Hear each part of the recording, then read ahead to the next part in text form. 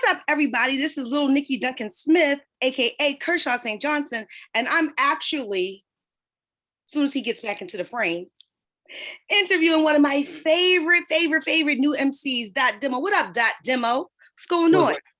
Going on? Not too much. How are you doing? What's going on? I'm doing well. This is so refreshing. I met you a couple of years ago at another publication, and it was like a cipher. And I remember falling in love with just your rhyme, like your rhyme ability then, just the way that your wordplay was just impeccable, even back then. Young buck. And now look at you, a grown man. I'm trying. Thank you. I love you, man. I remember the first time I even met you, and it was crazy because we met a few times in between that time, but just your presence was memorable, left a stain on my mind. So I was like, oh, yeah. So I'm happy that this is happening with you. Well, I mean, I appreciate it. I've been following you and watching and everything. Like, I'm an old lady, so I don't jump on every conversation and I don't tab on it. But I do notice just like the growth. Talk to me about you being from the Boogie Down Bronx, and what does growth look like for you? I guess growth is self. It's all starts with self, kind of, for me. I guess. I mean, just like kind of being able to tap myself on the back from recording out of a closet, which I kind of still do now, but it's under my own terms, which we built. But recording out of a closet, when my man's mom's kind of being mad at us making noise, the late nights and us having shit to do and she having shit to do the next day and her looking at it like it was like, to us, like kind of actually having people who write us daily saying that we changed their life from those moments, those nights, kind of bickering with my friends' moms and our families and stuff. So, I mean, I guess growth is kind of just self shit, just seeing stuff like that, it's not really a material kind of thing, I guess. It's more so just response and stuff like that. That's a real Bronx story. When you think about all Bronx artists, they all talk about the humble beginnings where they're like in a closet making music or just doing it for the hood. And that everybody in the Bronx seems, different generations seem to have an investment in hip hop for the next generation. Would you find that true? And if so, how does that play out in your life? What other generations have supported your journey? And with that legacy of the Bronx, like, where do you fall in and how do you respect it? I mean, the Bronx is crazy. Like, I guess, or the Bronx is a tight-knit community hip hop wise. Like, I don't know how it is like from outside in, but inside looking out, like a lot of the old heads and OGs and pioneers have a respect for the young people who do music out here. I mean, and it's because the young people who do music out here, they're nice. I mean, there's not really a lot of like, flukes coming out of New York or the Bronx. I mean, there is, but I'm always have Bronx pride.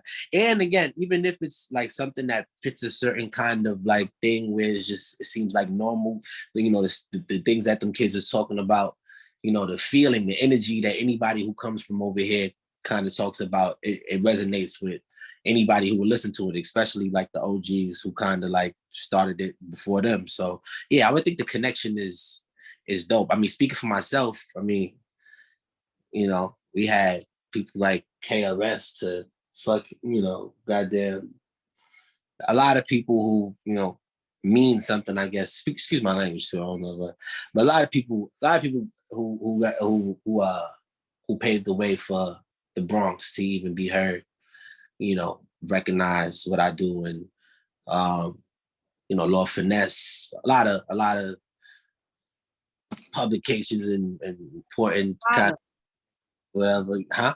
Your father, your dad. My father? Yeah.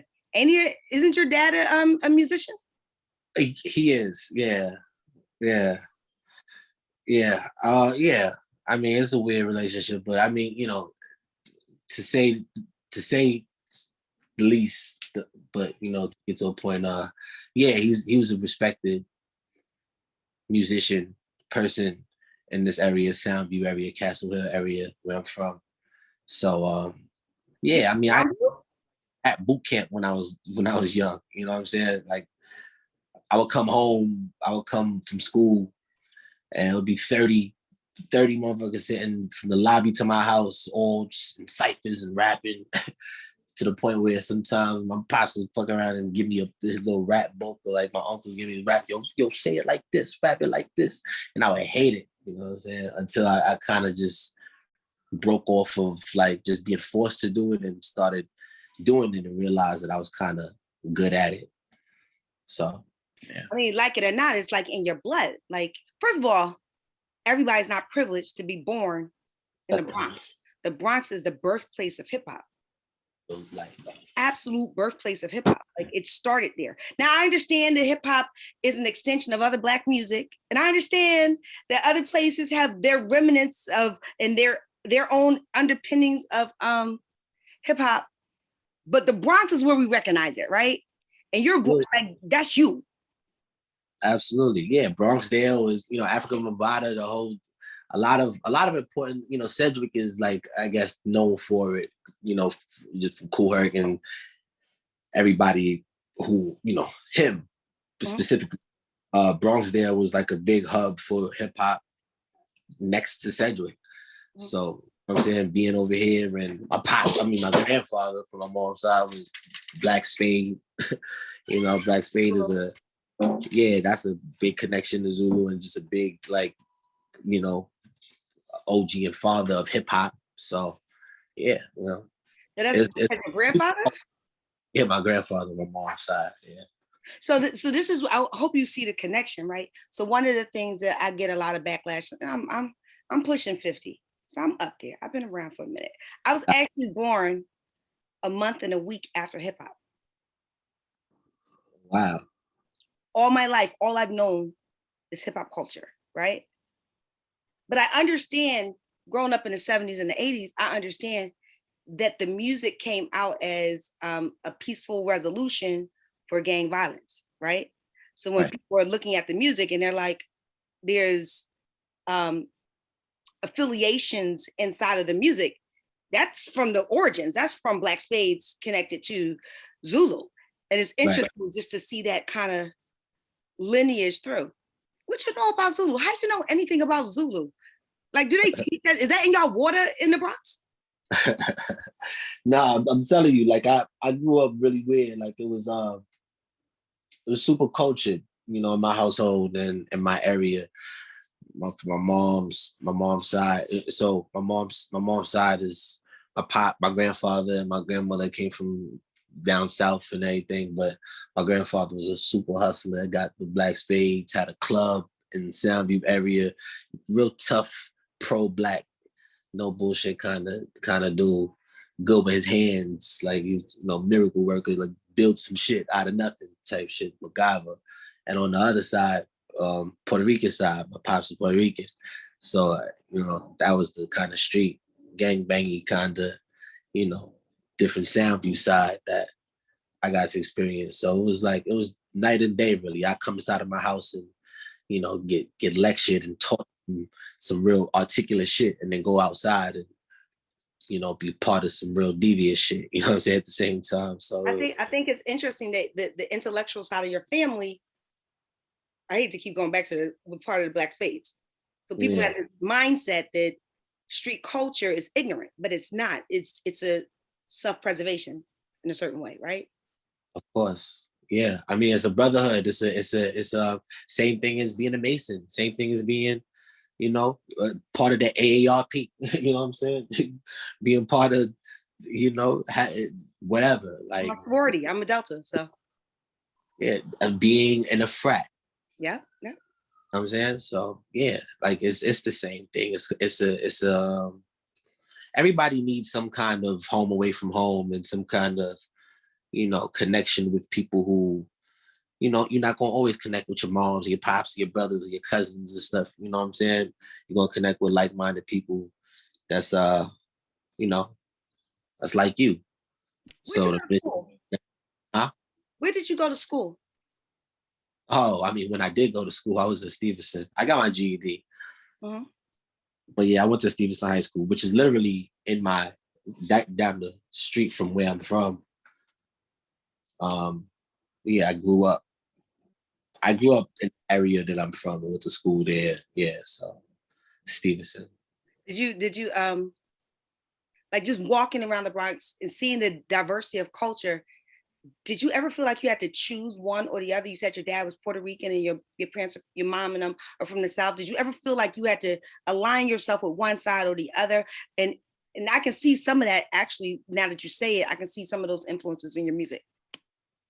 I mean, not really, because I mean, I it's hard to see how I look. You know, I'm yeah, I look more black than anything. So, but I still got loved and respected from Spanish side of my family, and I embrace it very much so. And they embrace me. But yeah, though, you know how ignorant the world is. I mean, you don't know how many people I done walked up to. You know what I'm saying? I tell them like, yeah, I'm Puerto Rican too. You know, yeah, get out of here. But I mean, I say also a cliche being from the Bronx too, because it probably makes sense.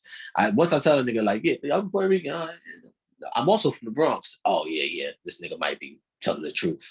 You know what I'm saying? But yes, you know, it's Nori says the same thing. Noriega says the same thing. People at first didn't like recognize him as Puerto Rican also, but Look, Nori has one of my favorite lines in the world. My family, half Puerto Rican, half God body, half blood, and half nieta. So nigga, that line right there is my life. So yeah, that line is my life. Mm-hmm.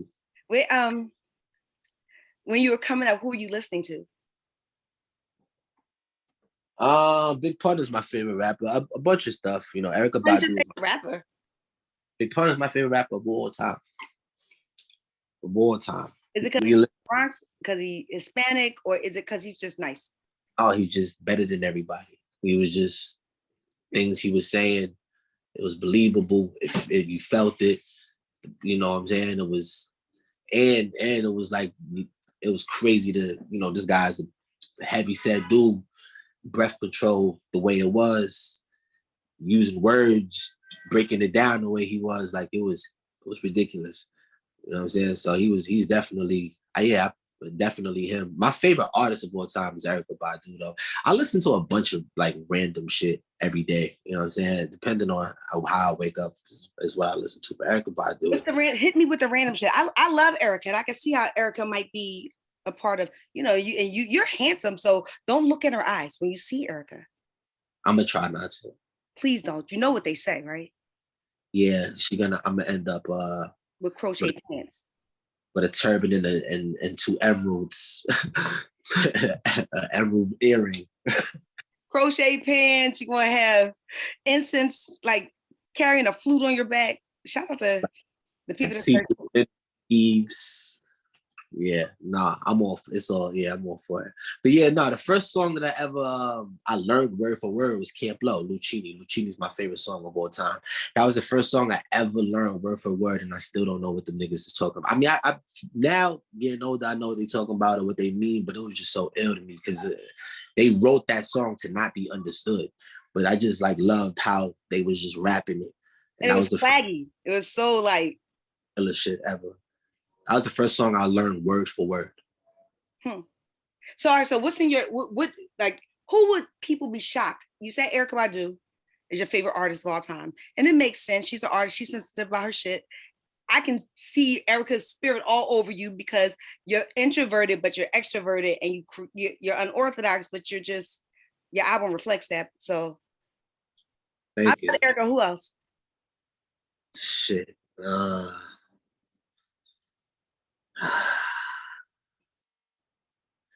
There's a dude named Tommy Wright III. He's an old Houston rapper. It's kind of how like that To the T song came about. But Tommy Wright, you know, the third, he's like a weird. You got to look him up. I'm not sure. I mean, God, like, I couldn't even really pick. You know, Outkast. I love Outkast. I don't know what to. Yeah. Who else? Oh, Boot Camp Click. That whole shit right there. You know, Helter Skelter.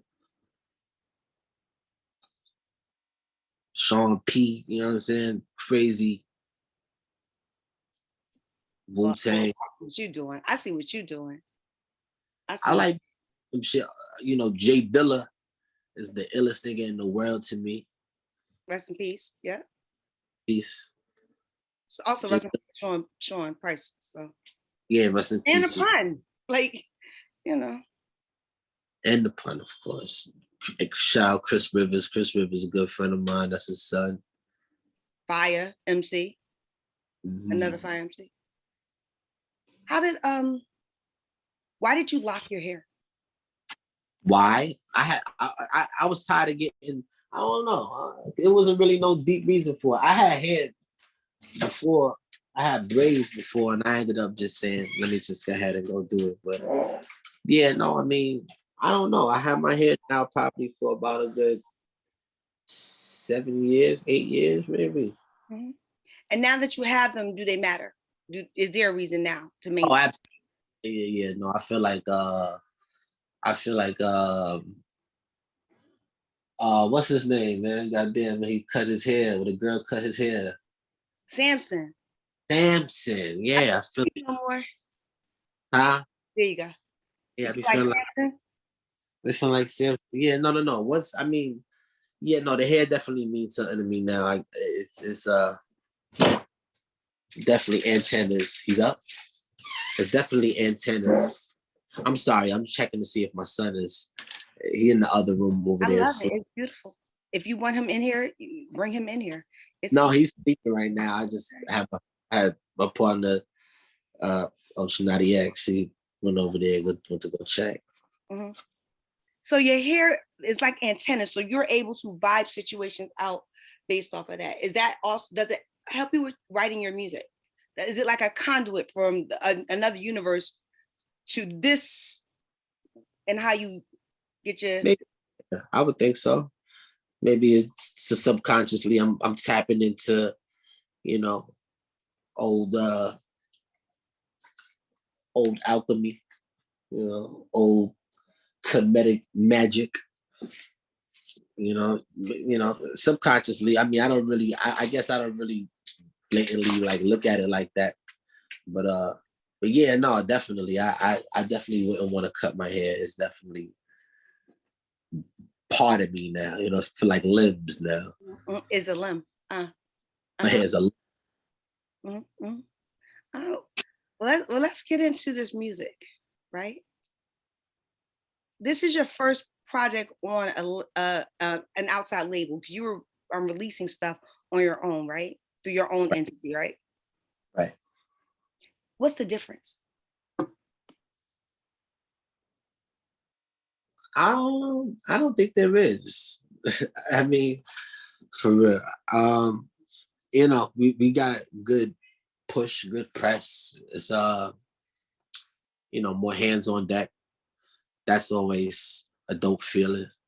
But I guess going about it, the process of making it and the process of like still adding creations to it is the same way that we usually went about it. I guess the only thing that's different on our side is just being better now and having, I guess, more hands on deck and more people resources to pull from. But other than that, yeah, it's not really, I know I've listened to your music and I know that this project sounds like a grown man, right?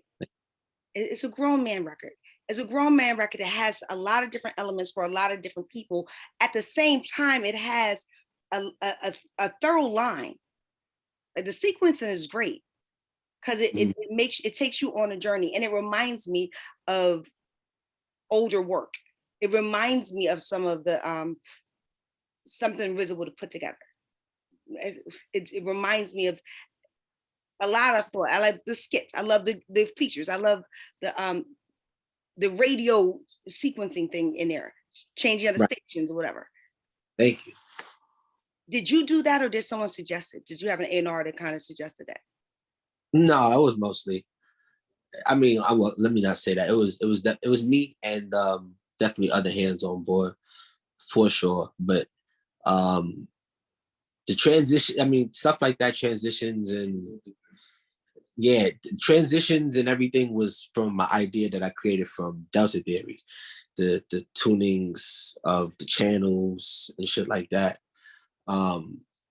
But yeah, for sure, that's a big thing. Everybody doesn't know. Everybody doesn't know what you just said. Oh, Delta Theory was basically like the first project we put out, and it, it has multiple meanings. We'd be here all day, but basically, I guess one of the main points of Delta Theory, like the feel, the transitioning, was a radio theme that we was going based on the first project that we dropped. So I wanted to reintroduce that here.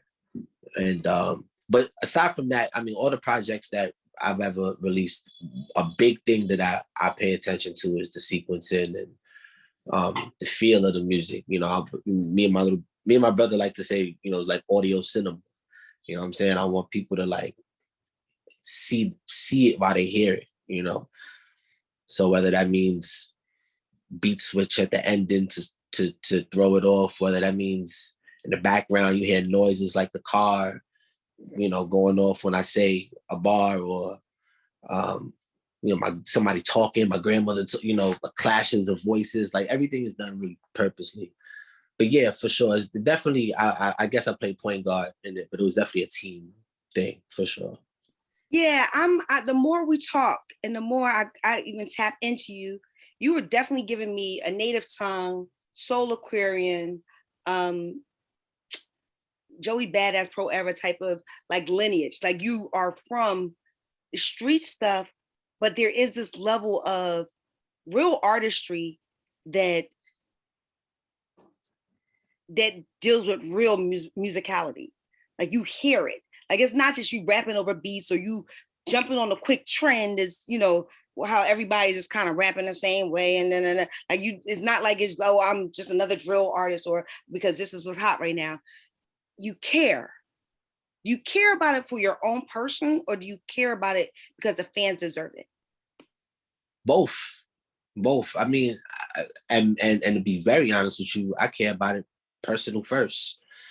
Because I mean that's kind of the premise of the reason why I even started making music for real. The reason why I started because I wanted to hear the shit that I wanted to hear, the shit that you know the homies wanted to listen to, and you know we had the same taste, so it's like we might as well go ahead and go do it. So I'm very selfish, of course, but my selfishness is connected to, I guess, a group selfishness with the people who I work with. You know what I'm saying? I feel like we have at least a good enough taste to be selfish. You know, it's like asking, yeah, it's like asking a real bougie pompous motherfucker like what to eat actually. You know what I'm saying? At least that nigga's bougie and pompous enough to like, I believe you. Like, you And that if much. we're gonna eat with you, we're gonna eat good. Yeah, yeah, and I'm just saying the most on the thing of like, you see how that nigga act, like that nigga must know something, like you know what I'm saying, like, and he order you some, you know, escargot with the, you know what I'm saying, you know, some extra fancy shit. You like, goddamn, like, all right, cool, like, you know, it's that's how we all are musically. Like, we a bunch of like bitter asshole music, like, and that's only amongst us. It's only amongst us. We don't do that to, you know, outside people, but amongst us, we all are like, it's like Shark Tank. You know what I'm saying? When we inside the room in the studio, sometimes, oh yeah, but it all plays out in a really good way, though. You know? You're from the Bronx, so you're supposed to be a snob when it comes to hip hop. And I hate to keep going back and saying it, but every single person I know that is from the Bronx, there's a level of elitism that even if they don't have it, they believe that they have it. You have it. You lucky you have it. Not everybody got it, but you do have it. And it's your generation. You about what, like in your early 30s, oh man, don't do that to me. 20s. I'm trying to. I turned 29 in March. You're a baby. How you so wise? Reincarnation. If it has to be real, it has to be here, I guess. Do you look at your son and see that he's reincarnated? Is he a manifestation of one of your songs? No, I call him Sage though because I know he's a real smart kid though. But I was always like that. I was ahead of my, like, you know, I guess that's why I got the name Dot. I was like a little small around older people, bigger people and shit. So I always just had like different knowledge for my age. And I felt like I would always bleed that off to my kid. And, you know, I named him Sage for that reason. A sage is the blessing, you know, it's the plan as well. But the sage is also like an old wise man, you know. So you mark your children by naming them things. Like you put on their lives, which you, and that's African, you know, that this is who you're going to be. This is what you're going to be. My daughter, her name is Eden Sana, and it means I'm a masterpiece of God. I'm a masterpiece, the perfect work of God. So, yeah. And she moved like that. You can't that's tell. tough.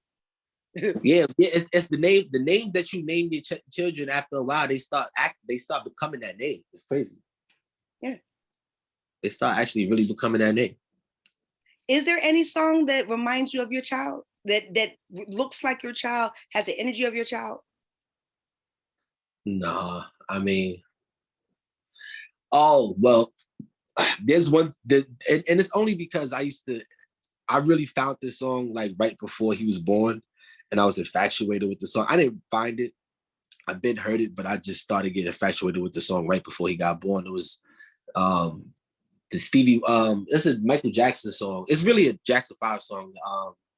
Never Can Say Goodbye, but Smokey Robinson had wrote it, and the first person who kind of did it was Stevie Wonder playing on the piano with the voice box thing. So he's sitting there on some kind of a TV like show, and you know, the guy goes off, introduces Stevie Wonder, and he starts, "Why do birds suddenly appear?" He starts just singing the whole song. And from when he was born, I used to play that song, and he used to go to sleep the minute. He used to be a fact, like the minute I play the song, he'd be bawling, crying, doing whatever he does. He just turns around, listens to that song, and starts smiling. And to this day, he just he'd do the same thing, start smiling at the TV or smile at the song, and he just go to sleep. That shit kind of calms him. But on top of me really loving that song before that happened, that kind of gave me a connection, you know, to him. It was like, damn, this nigga likes this song. And Stevie Wonder, you know, I could be playing some fucking goddamn Trey songs or some shit, some young niggas or whatever, you know, and he'd be like, it'll probably be the same reaction, but it's, you know, there's some good music there. So that's your responsibility. That is your yeah, responsibility, is to make sure he gets good music, because music sound is energetic. It gets into your energy. It gets into your spirit. I know I'm super, you know, wacky about stuff like that, but it's true. So it's your responsibility. You're doing well. Stevie Wonder's not a bad guy to have your child go to sleep to. yeah, no, he loves that song. He loves that song. So let's talk about this project. Mm-hmm. How'd you get the name?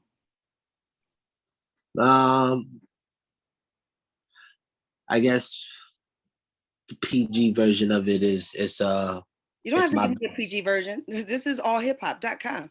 It's my birthday and my brother's birthday combined. It's also the birthday of an organization like we was talking about, you know, that kind of raised me, and which in return helped me raise my brother. So yeah, it's basically that in total. When's your birthday? March 29th. Okay. March 29th. Yeah, Aries? I'm an Aries. Okay. All right, so let me set the song that I love the most. Let me see. You said that just now, like, oh damn, no, yeah, we not. Yeah, I don't. Oh no, I love Aries. My mother-in-law is an Aries. Okay. Q-Tip is an Aries. You know, a lot of dope. Q-Tip. Okay, yeah. Tip is Kamal is an Aries. Q-Tip, I like your shirt. Come on, I need a shirt. I want one. I want one that's a fire. And then on the album cover is the baby, right? Yes, this is Sage right here. Yes, this is the guy. Who shot the picture? Dove. Fly Like Dove. Shout out to her. Yeah, that's a beautiful picture. A beautiful picture. What's the number underneath it? 1111. This enough. I have this tattooed on my neck right here. So I have it like right here. But it's number that's been following me around for a long time. So I kind of put like a lot of my Every time you tattoos. look at your phone, it's 11:11. Yeah. Every time I do anything, I just turn around and it's ironic because I think I for some reason I feel like I always check for the time, but then when I'm like actually not checking for the time or like I it's just random. I don't know. But 11:11 has been following me my whole life though. So I definitely, yes, meaningful numbers for sure. I'll talk to you later about what that means. Angel numbers, yeah. Angel numbers, yeah. I like. Hold on, wait. Let me show you one. I like my song that I like. Yeah, Eastside a lot. I like 13 hours a lot. I'm listening. I like Solitude and Himalaya Pink Salt. Those are like some of my favorites. Talk to me about your favorite joints on this project. The most fun, the ones that were the most fun to make, and then the one that was like the most thoughtful to make. So I tell you, little Snapple fact. It's crazy. I don't know if you, I'm sure you will believe me, but my brother was here. He'll tell you. But yeah, no, I basically freestyled this whole project. Kind of. I didn't write nothing. I probably like 1-2 songs that I actually wrote on the shit. So I didn't really. I took all of the songs in at once. So I don't really know if I have one specifically that I like. Moonlight. I'm lying. Moonlight is my favorite song. Moonlight is my favorite song. Why? To the T. Yeah. I think if I had to choose, that would be it. Why? Because the spectrum of music is like it. Moonlight is really light, you know, and To the T is dark. You know what I'm saying? And everything that is on the tape is just in between. There's different shades of feeling and sound and stuff. But yeah, To the T is real dark, mosh pit, grimy, like nasty. Just turn this up. Just, you know what I'm saying? Moonlight is more candles, you know, dim the lights. Yeah, snap your fingers at the end, you know. So yeah, I guess I would have to pick those two. I mean, everything else.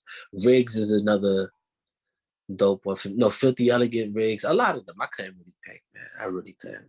You got joints after the listening party. I just start sending it out like the next day when it was available. I just start sending it out to everybody I could, because I'm a snob. When it comes down to hip hop, I don't like nobody. Chanel can tell you, I don't like nobody. I'm like, okay, all right. But I really enjoy your project because it's fresh, it's new, it's not. It doesn't sound like everybody else, you know. And like I'm invested in you as a person, right? Right. And so just on a lineage heritage type thing, I want you to win, but I don't want you just to win. Like I want you to win even more because your shit is dope. Love that. Thank you. Fire. Like you're a good person and you make good music, right? That's just crazy. And you got the freedom to express yourself the way that you want to. So, you know, that's friggin' awesome.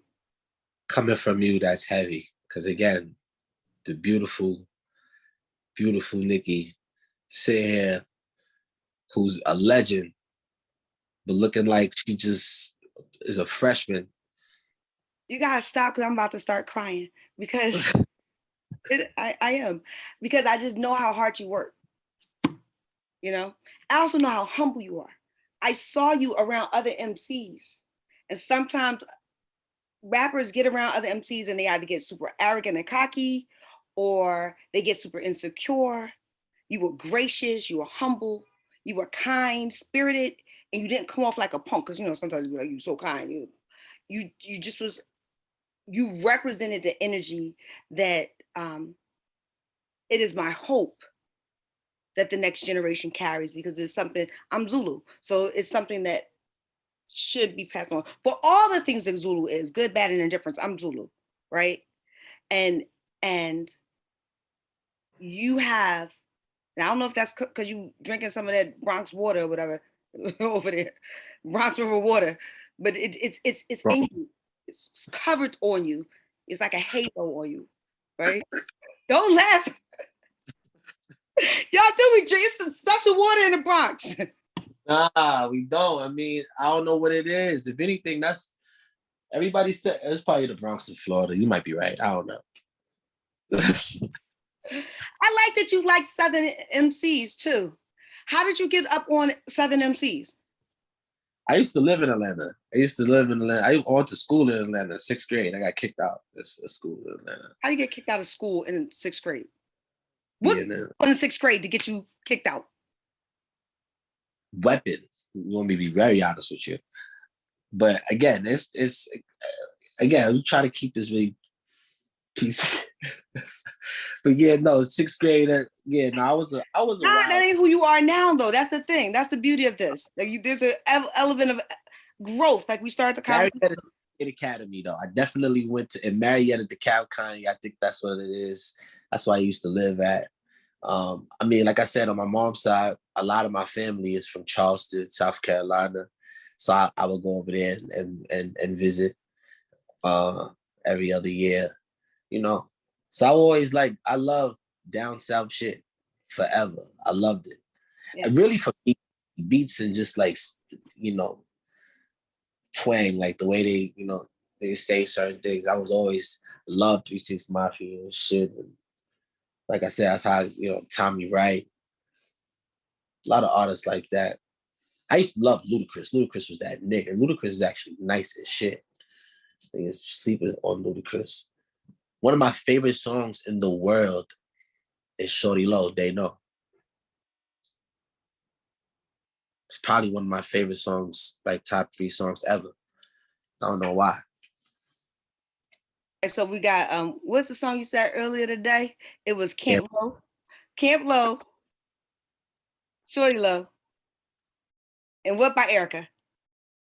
I know Erica she's your favorite artist of all time. She gotta have one. I respect myself if I got to name one Erica song, but we need you to do a record with Erica. Oh man. You have the record for Erica? Like if we could get you to Erica right now, you got a record for Erica Badu right now? A few of them. We're going to use a few of them.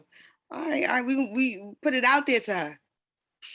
You know, she loves a new artist. She loves to rock. And she got the crystals next to her. You know what I'm saying? She gonna catch some kind of vibrations coming this way. Mm-hmm. Who are all the other artists that you would like to? And I know we got to wrap it up soon, but who are some of the other artists that you would like to work with? Dream artists, if you anybody. Artists. Charlie Wilson. Goddamn. David Attenborough. He's not even an artist. You know who David Attenborough is? David Attenborough. So you ever seen the documentaries like Planet Earth, like the nigga like this world, and he'd be like, so the young gazelle runs across the field, and the lion sees. You know a nigga who does that voice? Yeah, I want to do a song. I want to do a song with him. I want him to do like an intro or something like that. But yo, is I don't want to be disrespectful. Is what's the nigga from Zap? Something Rogers. Is he alive?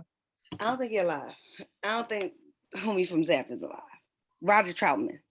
Rogers Troutman. Nah, he's gone. He's gone. But you know who's alive? Larry Blackman from Cameo. Word up. Ow. Everybody. That's hard. It's a lot of really dope, and they love hip hop. That's the crazy thing. Uncle Charlie from the Gap Band, he always on somebody's record.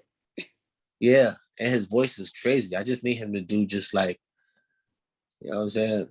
I just want him to, like hit a crazy background. Hit a crazy background. Nigga don't even have to do no hooks. I just want him to just ad-lib the whole song. Oh yeah. Ooh, Oh, baby, baby. the whole time. Oh, Uncle Charlie. Every like 16 bars, just have him just do a riff. I'll be Wow. Yo, this is dope. You also remind me of, you don't remind me of him, but you do remind me of him. It's just the energy. D Smoke, West Coast artist. do I? Somebody ever told you that before? Have you heard that? No, I mean that's a cliche with the dreads and shit, but no, It is cool, but it's more than that. Yeah. It is the connection to the street and it's the connection to righteousness that's combined. I mean, he's, he went to USC or something like that, and you said you got your GED, but you have the same brilliance. Like you just carry brilliance on your fingertips. Like I could just see it. Like just a few seconds ago, you was talking about comedic science. Like, come on. And you want to do a song with the dude from the voiceover dude from the Planet Earth documentary. Like, who thinks like that? Yeah, no, I mean, I appreciate that coming from you very much so. You cut it out with this coming from me, that type of thing. Well, if there's anything that you want your fans to know, and you're about to have a whole bunch of fans after this project drops, it is already dropped, 1900. Right. Tell me, what you want to say to your fans, what you think that they should know. I don't know. 1900 is out on the way. New merch is actually out right now, but we doing some works on it. David Ortiz video is coming out this like soon. I'm gonna say this week or next week. That's just should I say? Yeah, I mean that's too much. Just everybody just tap into 1900. When you gonna, is Omicron, when Omicron slow down, you gonna go on tour? Yeah, yeah. When the Omicron stuff slow down just a little bit, you gonna bless people with a tour? Oh, of course. Of course. That's happening. The whole East Coast, West Coast definitely want to do out of overseas, out the country. We got a good connection over there with people over there, so definitely want to touch down over there. But yeah, for sure, that's happening. For sure. Sure. All right, so if you can, give a shout out to allhiphop.com and of course to your girl Nikki. Shout out allhiphop.com. Shout out my love, Nikki. I love y'all. Appreciate you for having me and talking to me right now today. Tap in 9300.demo. Yes, sir. Yeah.